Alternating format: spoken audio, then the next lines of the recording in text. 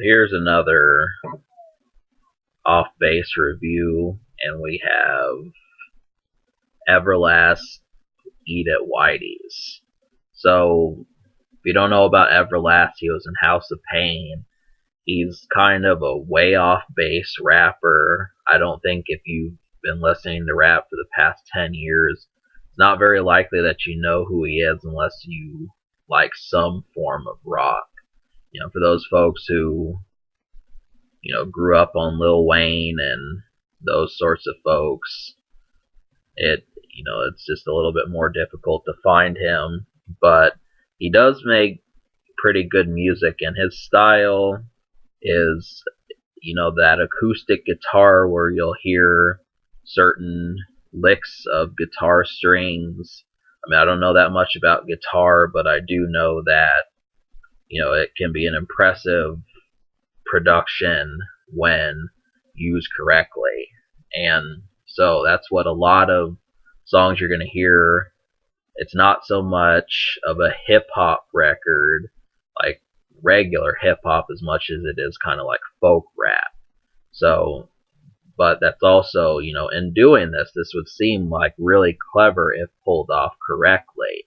And the last album I reviewed by him, Whitey Ford Sings the Blues, was one of those impactful albums that had lots of success and is pretty heralded, but just the execution was not nearly as good as it could have been. And we'll get to the reason why, but this is still, this is kind of like a branch between rock and folk and rap all in one. So, can you smoke to this? The answer is yes, you can. He does hook up with a couple rappers this time. There are guests and that sort of thing. And, if you want more, just look for House of Pain and La Coca Nostra. Graves the Dig, Deadly Assassins, Babylon Feeling. These are some great ones to smoke to. There's only 12 songs on this record, so it's not, I don't mind that, but there's just not a lot of room for mistakes. That's the main thing. But the production, it has a couple rap sounding beats on there like Deadly Assassins and 1-2, but there's just not nearly enough. I like knowing that some of the folks that he collaborates with, but if you'll notice, these guys are distant from like the front runners in rap, which is fine. This makes him a little bit slicker because he's kind of a hole in the wall type dude, and you just get some music. And I almost want to say it's an acquired taste, but the thing would be is that the music speaks for itself. So we'll just go to the unheard songs so I can talk about why. I like 5 out of 12 songs. There's an intro, and then I had one almost song.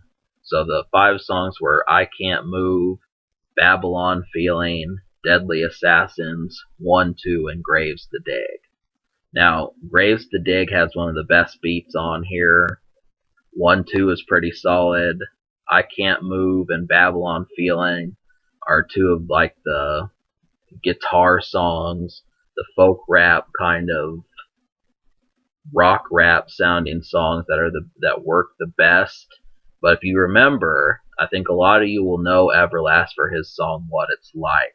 There is not a single song on this album that has the good of melody keys as that song. And that was the biggest disappointment, was just that's the weakness of this album, is that it feels more of just, some guy who's just playing guitar that you see in the street rather than a professional who's doing this music.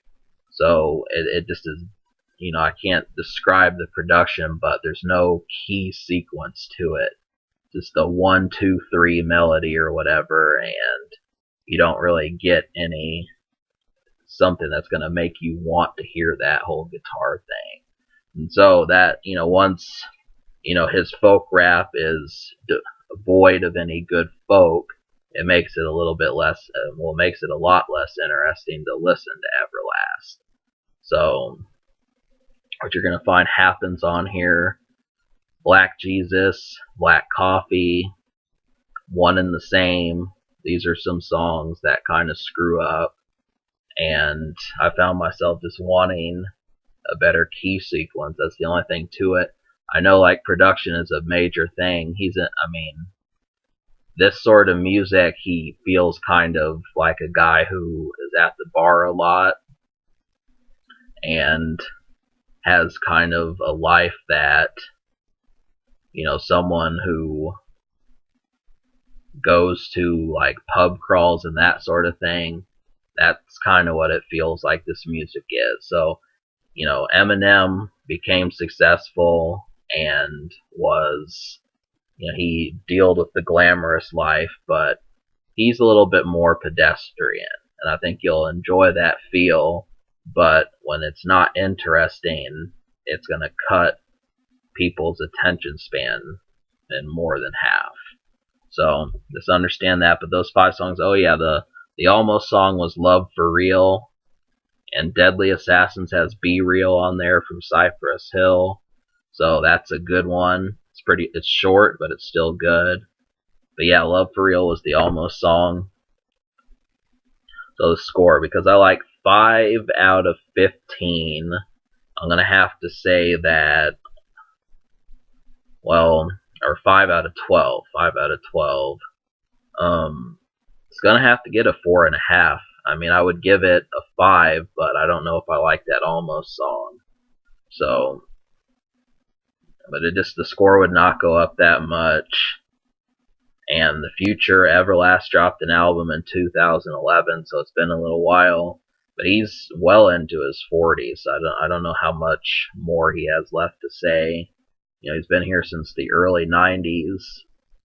The Social score, I'm going to give it a 3 Social, just because, Corrupt and Be Real. I mean, folks know them, but not nearly as much. It's got good guests, but it doesn't really have anchored songs. I know one of the radio songs is not good. So, you're coming here for, him more so than relatability. Things that you might have heard on the radio. It's just not likely that you're going to hear this.